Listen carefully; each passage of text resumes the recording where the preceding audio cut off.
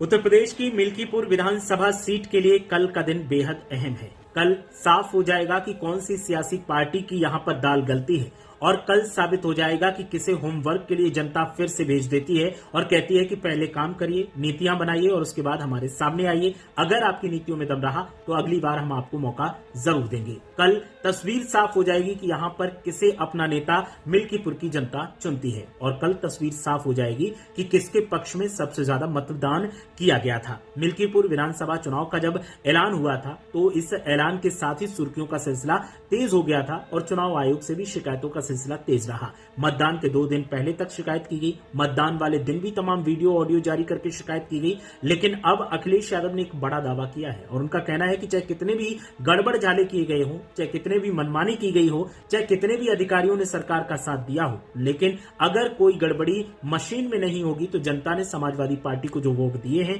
उन वोटों के आधार पर समाजवादी पार्टी की जीत होगी। अजीत प्रसाद यहां से विधायक बनेंगे और साइकिल की रफ्तार बढ़ेगी। सुनिए अखिलेश यादव ने क्या कुछ कहा। कई बार एग्जिट पोल के जो अनुमान होते हैं वो ठीक नहीं निकलते हैं। जो एग्जिट पोल अपने सर्वे के माध्यम से जानकारी देता है वो कई मायने में सही नहीं निकलते। अब क्योंकि कल रिजल्ट आना ही है तो जो मतदान हुआ है उसकी पूरी सच्चाई आपको कल मिल जाएगी। किसकी सरकार बनेगी, किसकी सरकार जाएगी, ये तो दिल्ली की बात हो गई। मिल्कीपुर चुनाव में और मिल्कीपुर चुनाव शुरू होने से पहले अगर आपको याद होगा तो मैं चाहता था कि आप सब लोग वहां आएं और देखें कि वोट कैसे डाला जाता है और वोट कैसे पड़ता है। भारत का लोकतंत्र और खासकर बीजेपी की सरकार में किस तरीके से लोकतंत्र और मजबूत हो रहा है, कितना मजबूत दिखाई देता वो आप लोग आए नहीं। आपने एक बहुत बड़ी अपॉर्चुनिटी मिस कर दी। शायद ये सदी में एक बार देखने को मिली होती आपको। जैसे ये वाला कुंभ जो है, महाकुंभ की कोई परिभाषा नहीं है, लेकिन क्योंकि जमाना आजकल मार्केटिंग का है और जितना आप उसको कम्युनिकेट कर ले जाओ तो महाकुंभ हो गया। 144 साल का किसी ने प्रमाण नहीं मांगा।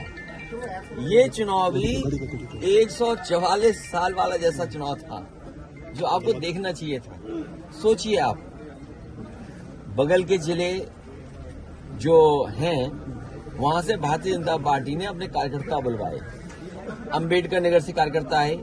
अब तो हम लोगों को उनके गांव पता लग गए हैं क्योंकि पकड़े गए थे कुछ लोग। बगल के जिले से अमेठी से लोग आए थे, सुल्तानपुर से लोग आए थे, रायबरेली से लोग आए थे और गाड़ियों के नंबर हैं। अगर आप चाहोगे तो मैं अपने पार्टी के पेज पे कुछ गाड़ियों के नंबर आपको दे दूंगा, डाल दूंगा। प्रिसाइडिंग अफसरों की आपको वो रिकॉर्डिंग मिल गई होगी जहां पर प्रिसाइडिंग अफसरों से पूछा कि भाई टारगेट पूरा है कि नहीं है और किस टारगेट में आप हैं। आपको 30 वोट डलवाना है फर्जी या 50 वोट डलवाना है या उससे ऊपर, वो भी रिकॉर्डिंग आपको हम लोगों ने जानकारी कर दे दी। बीएलओ कौन पोस्ट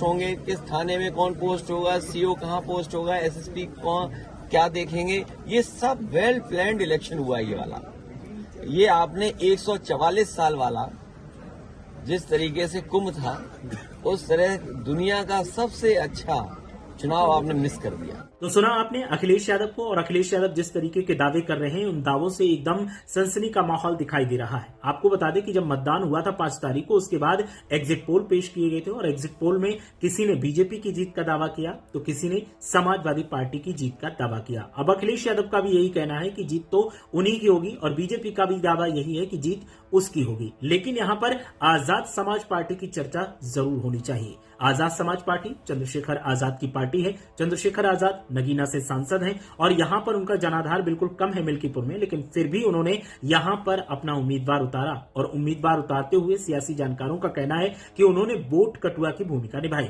जो असदुद्दीन ओवैसी निभाते हैं। इस बार चंद्रशेखर आजाद ने यह भूमिका निभाई और उनकी पार्टी ने वोट काटने का काम किया है और वो वोट किसी और के नहीं काटे बल्कि समाजवादी पार्टी के वोट काटे हैं। और सियासी जानकारों का कहना है कि समाजवादी पार्टी के अगर वोट कटते हैं तो इससे समाजवादी पार्टी को थोड़ा चिंतित होना चाहिए और अखिलेश यादव को इस पर गौर करना चाहिए कि चंद्रशेखर आजाद जहां भी जाएंगे वो आपके लिए परेशानियां खड़ी करेंगे। ऐसे में समाजवादी पार्टी के आला कमान को इस पर विचार करना चाहिए। हालांकि जो मतगणना है वो कल सुबह से शुरू होगी, लेकिन उससे पहले जो जीत का दावा अखिलेश यादव की तरफ से किया गया है, समाजवादी पार्टी की तरफ से किया गया है, उसने लोगों को चौंका दिया है। लोगों का कहना है कि अखिलेश यादव अब तक और समाजवादी पार्टी के नेता अब तक शिकायत चुनाव आयोग से कर रहे थे कि उनके खिलाफ साजिश की जा रही है। अब उनका कहना है कि जीत उनकी होगी, तो आखिर कैसे?